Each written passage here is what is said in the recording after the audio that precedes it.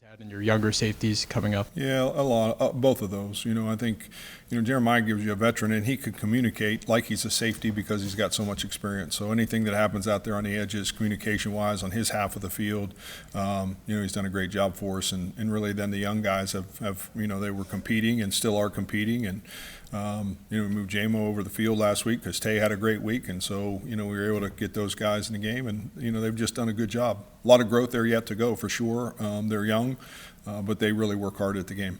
Yeah, how do you evaluate the safeties so far, specifically?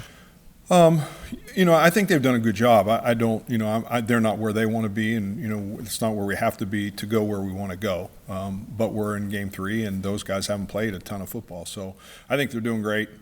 We've got the same thing, like I told Rob, the details of what I see and where my eyes are, and trusting what I see and believing that's a work in progress yet.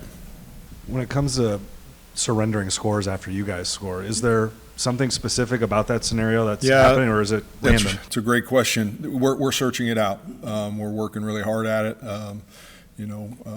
Jace, our analytics director, brought it up again, to the team yesterday a little bit of just, we have to find ways to go out there with a mindset. And again, we've got to sort it out as coaches. And, it's got to be something we pay attention to, because it's something that really can allow your team to get, get the ball back for our offense. And it's not that we're not trying, that's not it. We're playing good folks too. And they're trying to score after we score. So it's competition and all that, but it's something to pay attention to, and we're certainly diving into it.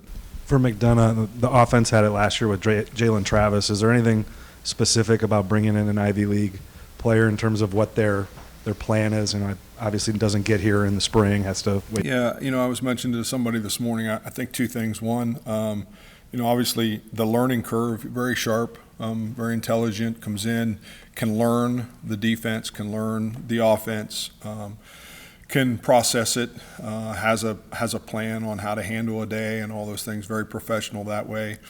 And then, I just think too, I think those guys, they come here hungry and humble and thankful and grateful. And I think anytime you enter a program with that mindset, and you have the ability to learn the offense or the defense, you have a great chance of having success. And, he's gifted for sure. And, the other two things have allowed him to have some success faster than probably a lot of people would. Building off of Travis's question, when you're evaluating a guy who's coming from the Ivy League, is there a difficulty of, when you're looking at a guy playing at a lower level, of trying to imagine what he looks like in the power? I don't think so. I don't. I think guys can play or they can't. I think you're looking for, and I think around here specifically, we're looking for the right people. I think that's the first and foremost. Again, the two things I brought up are probably as critical as him having ability. The fact that he can come in and, you're only getting them in the summer. So you have to be able to process stuff. You got to be able to learn it, and those guys can. They've been able to, and he has some ability on the videotape. He was excellent, but I just think too. I think who he is, and they just come here with a hunger and humbleness and thankful and grateful for, nutrition and weightlifting and mental health and all the things that we're able to offer, and I think it's awesome. How satisfying was it to get those 2 sacks and finish that last drive for Iowa like you guys did? Yeah, it's awesome. It's we've been here. I've been here 10 years, and we haven't been able to do that. So I think when that game at home, for our fans, and Coach talked about it, for our fans and for our team and this university and all the things that go with it, it was very rewarding. And I think it was great for our players. I think our guys, I sensed that when we were on the sideline, I told Coach, I really felt like our guys were going to go stop them. I just had that feeling. I really, sometimes you can just tell if you're down in amongst it, and I really felt like they were going to go get it done. And I was proud of them, for sure. And, we're going to have to continue to get a whole lot better as we move forward here. And then on a different side of the ball, Taylor Mauser, what kind of energy has he added over the years to this coaching staff? And when was maybe the first time you realized that he could be a pretty good player? Yeah, Mouse and I got together. We started together at Toledo at the same time. I had come in from Purdue, and Mouse had come in from the streets, I think, wandering around. But, I think the one thing you find in this business, there's guys that are and Coach says it sometimes, trying to be somebody or trying to do something. And I always felt like Mouse was a guy that was trying to do something. Like he always wanted to be a coach. He was always never afraid of work, never afraid of being assigned something. Nothing was ever too small for him to do. And I've been in this business long enough to know that if that's how you are, if you're humble and hungry, you'll make it. And I think, when Coach was talking about making him the offensive coordinator, I wasn't shocked at all. I think he's earned the right to do that. Grew himself from the ground up, and I just think, like I said, I pay attention to that stuff because I think that's really what makes coaches. And he was one of those guys that no matter what was asked of him at Toledo, he did it. And I think the players really respected him for doing it. And I think the coaches did too, if they were paying attention. And I think that's why, he's here. And I think it's a tribute to him and his work ethic, and got a lot of spirit, and he's crazy and all that. And, I think it's good for all of us. I think it's awesome.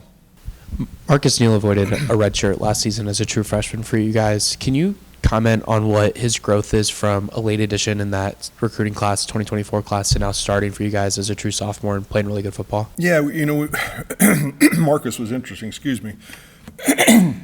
Marcus interesting. We had our eyes on him all the time, and we're just trying to figure out where he would play. I think that was really the only question we ever, where would we fit him in at? And as the more you watched, the more went along, you thought, man, he could be the middle safety in our defense, and which is kind of it's kind of like finding Bo. Like, what exactly is he? Some people were looking at him at one spot and some at another, and he was kind of in between size.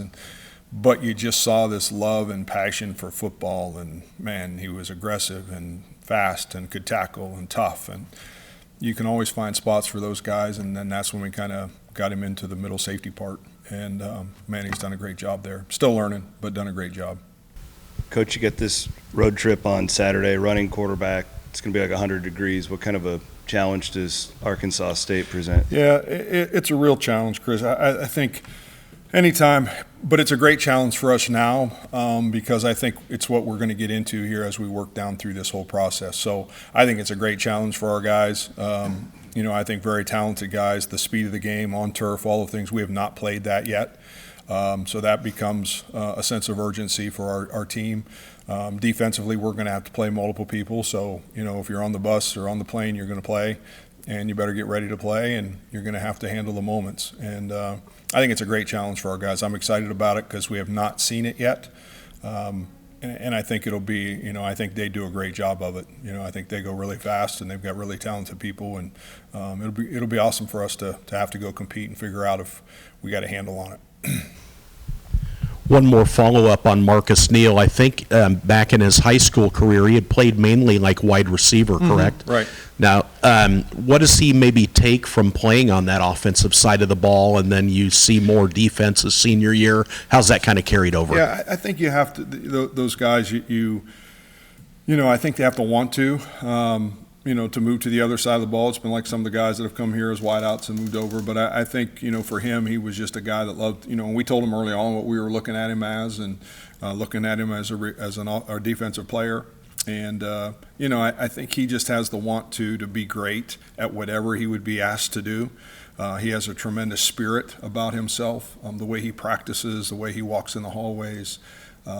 He's contagious, and he's great to have around. Coach, that last drive on Saturday, I know the personnel switched up. I think McLaughlin was coming off the edge. What's the fun part for your job when you can have the offense on their heels in those situations and get super creative? Well, yeah, it's good to know exactly kind of where the clock was in our favor. Those kind of things were in our favor, and I think as a defensive coach, calling the defenses there. I think early in the down, you're not sure exactly because there is some time on the clock. Obviously, with the timeouts, they had to take one of those. And so then we were able to sub and get, our end of game, our kind of nickel dime personnel in the game. And we were able to change up a couple things with what we did and what we've shown on videotape. And our players executed it. I mean, that's the reality of it. I mean, you watch the plays.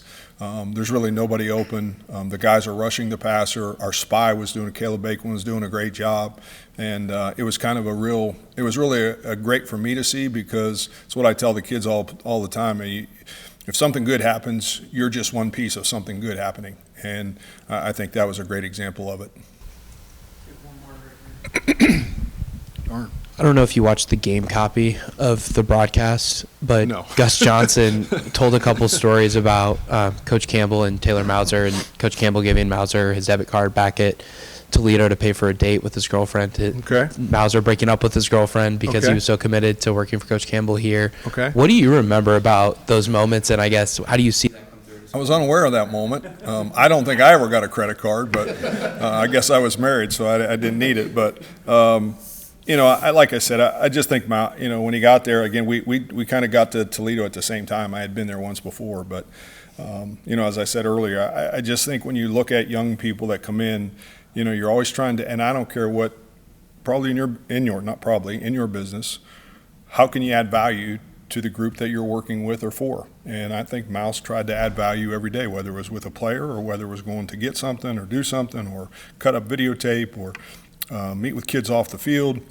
recruiting, whatever it was. And if you're willing to do that, if you're willing to try to add value and you're humble about it and you don't care what size the job is or getting any credit, you'll ultimately end up doing okay for yourself. And I would guess that's true in every business. And, I'm glad for him. I think he's earned the right to do what he's doing. He's doing a great job with those guys. And we got to continue to find ways to get those guys the ball more. And that's what our job is on our side. Thank you, Coach.